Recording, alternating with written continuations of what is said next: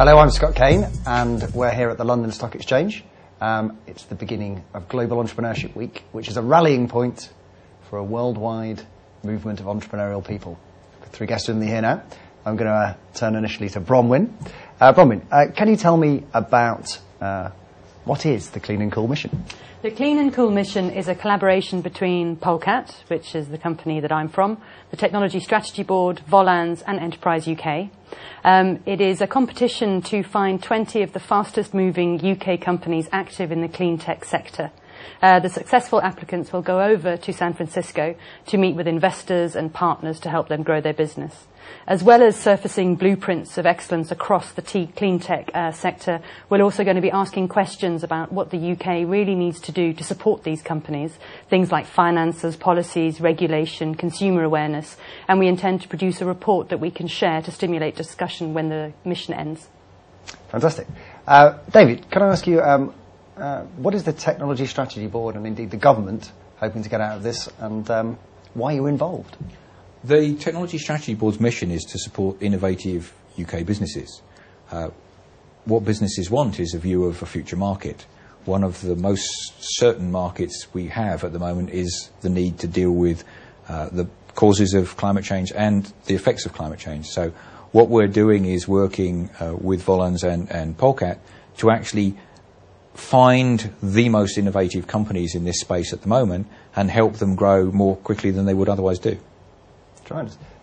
John, if I could ask you, why is Volans involved? And also, can you explain a little bit to me about what clean and cool actually means?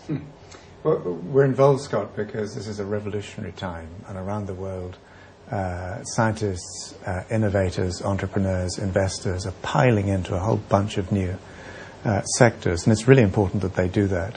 But to the point about clean and cool, for about 30 or 40 years now, we've been trying to clean up our air and our water and so on, and huge successes to report there, but huge challenges still facing us in countries like India, Indonesia, China, wherever.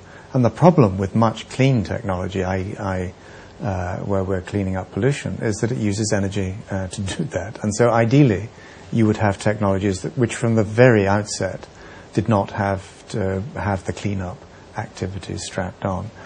Clean, important; cool, absolutely critical, because with the climate increasingly destabilized, we've got to radically cut back on the production of greenhouse gases. And as it happens, California has been really rather remarkably good at that. And over the last 15 years or so, the electricity consumption per capita in California has stayed pretty stable, whereas in the rest of the United States has gone up 60%. The reason is, one of the key reasons is that the government in California has had very, very powerful policies in place to encourage companies to do the right thing. So it's a revolutionary moment in all of this.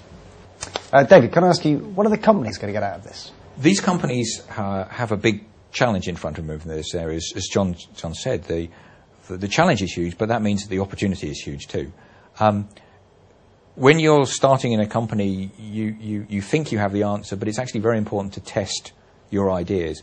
One of the great things about going out to California is, as John said, the regulatory environment is particularly challenging. They've been asking all the difficult questions for a long time now.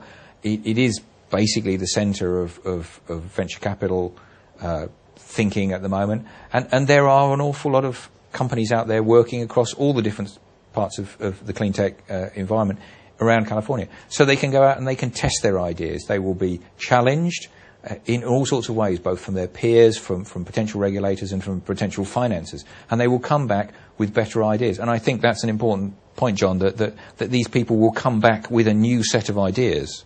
I think they'll come back not only with ideas, but my hope would be that they would also come back with a clearer sense of what they would be wanting investors, mainstream business, and public policymakers to do to support more of their activity. And Bronwyn, are there some deadlines? When do people need to enter this by? The applications are open today, and they close on the 8th of January.